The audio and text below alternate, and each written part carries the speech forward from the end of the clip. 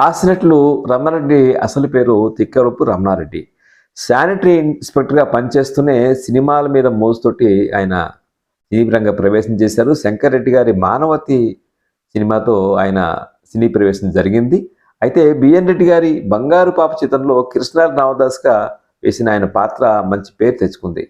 అలాగే రోజులు మారాయలో ఆయన కరణంగా నటించి ఇకపోతే అంటూ చెప్పినటువంటి డైలాగు చాలా పాపులర్ అయింది. ఆయన రేలంగి కలిసి మామాలుగా చాలా సినిమాలు నటించారు. కొన్ని చెప్పుకోవాలంటే ఇల్లరికం, రాముడు భీముడు, ఆరాధన ఇట్లాంటి సినిమాలు ఉన్నాయి. కులగోత్రాల్లో అయ్యో చేతులు డబ్బులు పోయినటువంటి పాట ఆయన మీద చిత్రీకరించారు. అలాగే రాముడు భీముడులో ఆయన మీద తీసిన పద్యాలు కూడా చాలా పాపులర్.